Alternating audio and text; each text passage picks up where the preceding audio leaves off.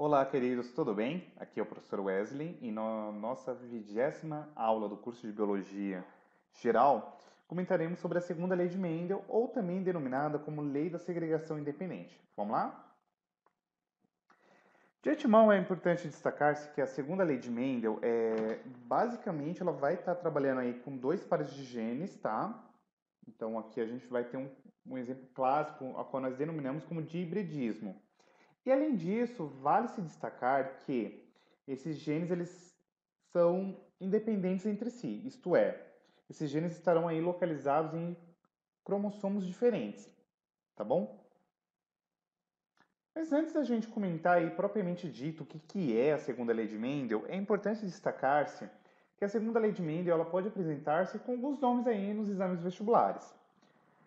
Pode apresentar-se com o princípio da segregação independente, pode apresentar-se como de hibridismo, pode apresentar-se com o nome de polihibridismo, perdão, ou por fim pode apresentar-se aí com o nome de lei da distribuição independente dos genes.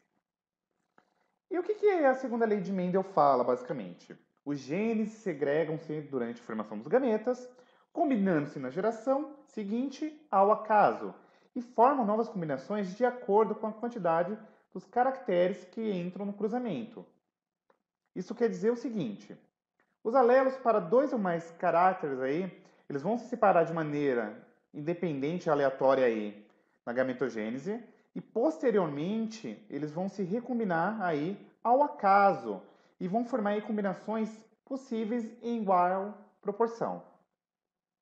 E além disso, vale se destacar aqui que os fatores para dois ou mais caracteres são transmitidos para os gametas, perdão, de maneira independente. O que significa isso aqui? O Mendel, lá nos seus estudos, ele descobriu que durante a formação dos gametas, isto é, lá na meiose, os genes segregam-se de maneira independente um dos outros, segundo todas as combinações possíveis. Então, o indivíduo duplo heterozigoto, por exemplo, ele pode produzir aí vários gametas que a gente vai ver mais adiante. Então, basicamente, a priori, o que a gente vai fazer aqui? A gente vai analisar aí um exemplo clássico do que o Mendel fez, que foi o experimento aí com a cor das ervilhas e etc. E a gente vai ver como que se comporta isso daqui, tá bom? Depois desse exemplo que nós vamos detalhar aqui no próximo slide, a gente retoma aqui esse enunciado e a gente faz aí algumas considerações acerca dele, tá bom? Mas não precisa ter medo que não é nenhum bicho de sete cabeças. O que o Mendel fez? Ele fez um cruzamento aí, a princípio, entre ervilhas puras com duas características a serem analisadas. Primeiro, havia-se sementes puras aí, ervilhas puras, perdão, para as cores amarela e lisa, e além disso, havia-se aí ervilhas puras verdes e rugosas. Então, aqui você já tem uma característica que está atrelada, ora com a cor, ora com o formato da semente aí dessa ervilha, se era rugosa ou lisa. Então, na geração parental, percebam aqui que você vai ter indivíduos puros para determinadas características aí, se é amarela ou lisa ou verde rugosa. Como bem sabido aí já por vocês, na hora que a gente vai ter lá o processo de gametogênese, você vai formar aí os seguintes gametas. V, Rzão, Vzinho, Rzinho, certo? Aqui não tem nenhuma novidade. E o que eu quero que vocês saibam de antemão é que na geração F1, você vai ter um indivíduo aí heterozigoto. Percebam que você tem aí um indivíduo duplo heterozigoto, diferentemente do que nós já havíamos discorrido lá na primeira lei de Mendel. E aí, o que foi feito aqui? Basicamente, o Mendel fez aí um autocruzamento entre esses indivíduos da primeira geração filial, tá? Então percebam que todos esses indivíduos aqui da primeira geração filial, eles são heterozigotos e eles apresentam aí como característica principal a cor amarela e lisa. E aí o que o Mendel fez? Ele fez um retrocruzamento entre esses indivíduos e ele obteve os seguintes resultados. Quando a gente pega aqui esses indivíduos, percebamos que eles têm as seguintes características, ó. VRzão, VRzinho, Vzinho Rzão, Vzinho Rzinho. E o mesmo para o outro, porque percebam que aí são as possibilidades de gametas que são formados. Então, o que a gente vai fazer aqui? Ó? Vzão, Vzão, Rzão, Rzão, Vzão, Vzão, Rzão, Rzinho e por aí vai, certo? Não vou me alongar muito nisso, por quê? Essa tabelinha, usualmente pensando, pessoal, é pouco provável que vocês vão utilizar ela aí na hora do exame vestibular, porque, porra, é extremamente chato de fazer isso daqui, vai demandar um tempo e, basicamente, o que vocês podem fazer, basicamente, é desmembrar essas características aí em uma única característica e aplicar a primeira lei de Mendel sem medo de ser feliz. Mas uma dica que eu daria de antemão para vocês seria observar as proporções fenotípicas, que vão estar aí numa proporção 9 para 3, para 3, para 1. Isso daqui, perdão, é importante vocês saberem aí que é muito típico da segunda lei de Mendel. E eu queria ainda, além disso, fazer algumas observações importantes. A primeira é que, para a formação dos gametas, utilize sempre um gene de cada par. Isso daqui é a primeira dica que eu acho que é importante vocês terem em mente. Para a formação dos gametas, utilizemos sempre um gene de cada par. E além disso, tanto os gametas serão formados, quanto forem as combinações de genes aí, um de cada par, tá bom? Então o resultado dos cruzamentos aí de dois indivíduos de híbridos, produzindo uma F2, pode ser simplificado sem que haja necessidade de fazer esse quadro aí do cruzamento, tá bom? E a gente vai ver que tem algumas premissas que vão reger aí a segunda lei de Mendel. Quais foram as hipóteses do Mendel para explicar esse resultado aí de 9 para 3 para 3 para 1? Primeiro, na formação dos gametos, os alelos aí para a cor da semente, Vzão, Vzinho, segregam-se independentemente dos alelos que vão condicionar aí a forma da semente, Rzão, Rzinho. Então, percebam logo de cara que acontece aqui uma segregação independente dessas características aí. Então, tem-se aqui os cromossomos, ó, percebam que são cromossomos autossômicos diferentes, então não tem-se aqui cromossomos homólogos.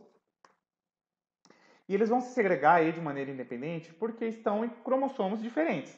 Então, em decorrência deles estarem em cromossomos diferentes, haverá-se aí uma maior probabilidade de formar maiores combinações, tá bom? A segunda e terceira premissa são: um gameta conter aí o alelo V pode conter tanto um alelo Rzão quanto o alelo Rzinho com iguais chances. Eu havia já até discorrido lá naquela premissa quando a gente começou a discutir o enunciado da segunda lei de Mendel. E além disso, vale destacar-se que o gameta com o alelo Vzinho, ele pode conter tanto o alelo Rzão quanto também o alelo Rzinho, certo? Então, percebam aqui as combinações possíveis que podemos ter.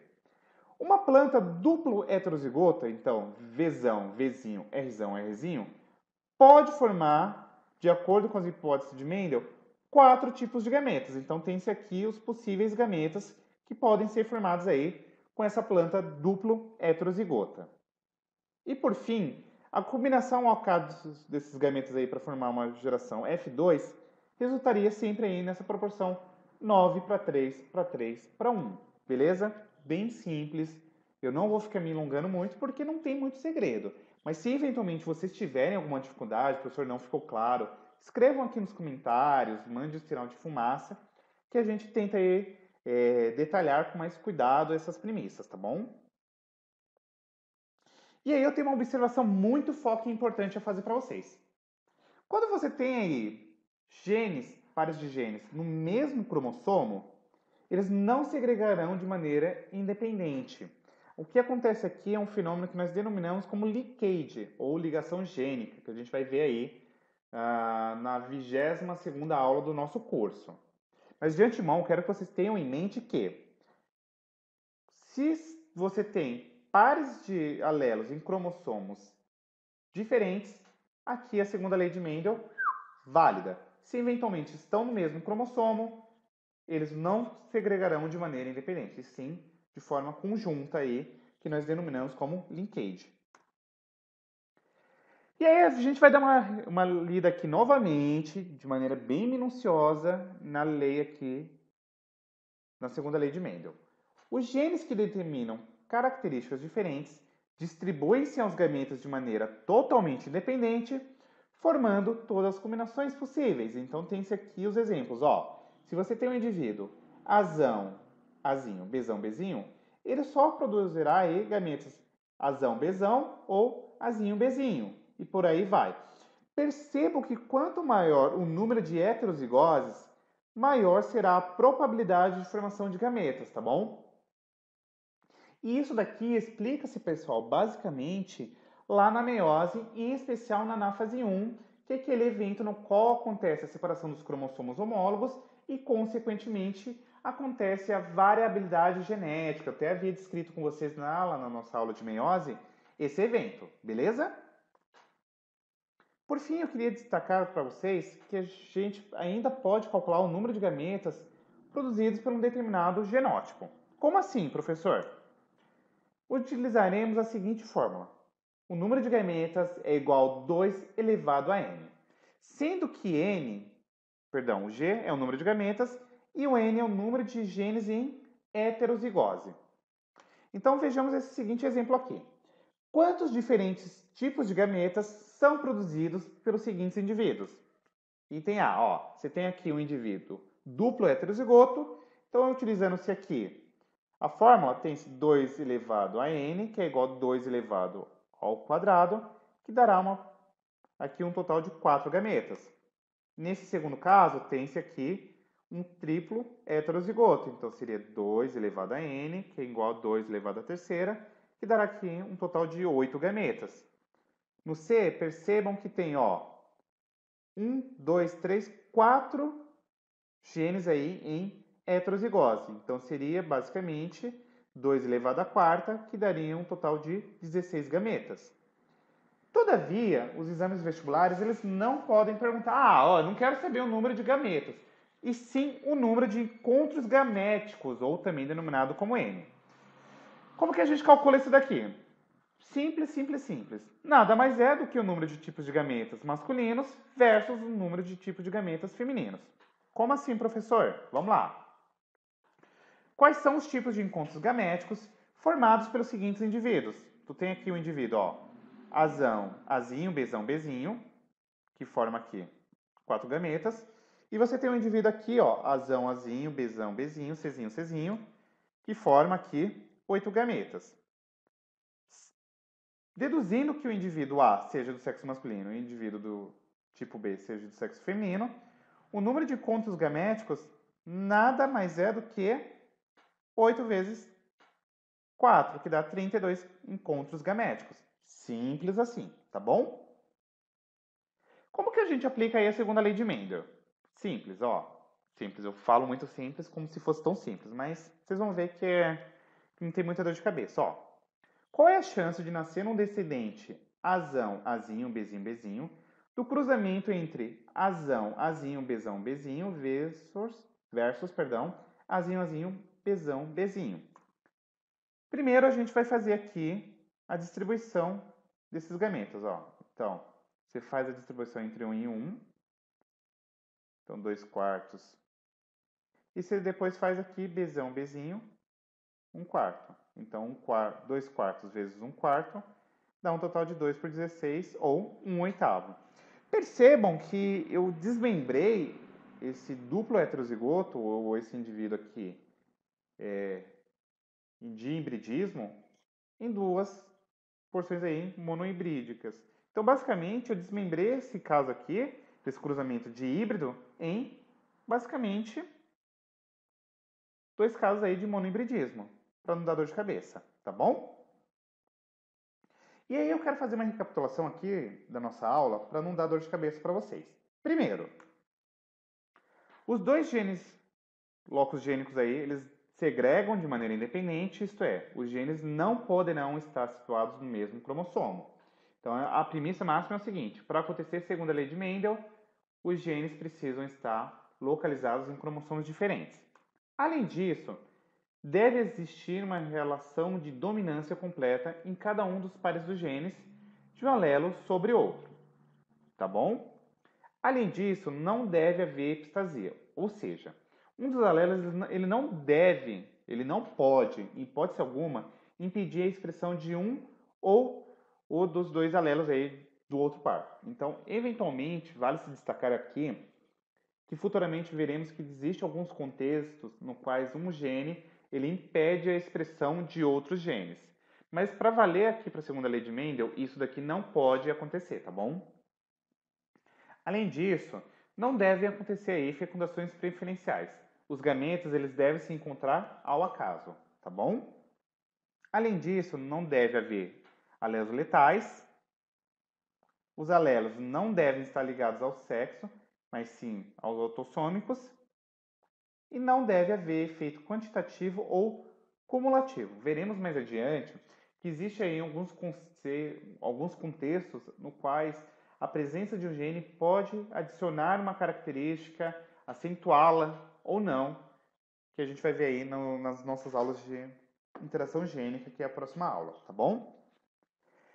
E por fim, vale se destacar que o cruzamento teste, ou também chamado de cruzamento teste, aqui no contexto de hibridismo, é bem simples. O que a gente faz? A gente pega o genótipo desconhecido com o recessivo correspondente, faz aí o cruzamento teste, e a única diferença é que a gente vai usar aqui dois pares de genes, diferentemente do que a gente fazia lá no cruzamento teste em monohíbridos, tá bom? A segunda lei de Mendel, basicamente é isso daqui. Espero que a aula tenha ficado clara, que vocês tenham curtido. E havendo qualquer dúvida, escrevam aí, deem um like, compartilhem para os amigos, coloquem as dúvidas, que vai ser um prazer ajudá-los, tá bom? Um super beijão e até a nossa próxima aula. Fui!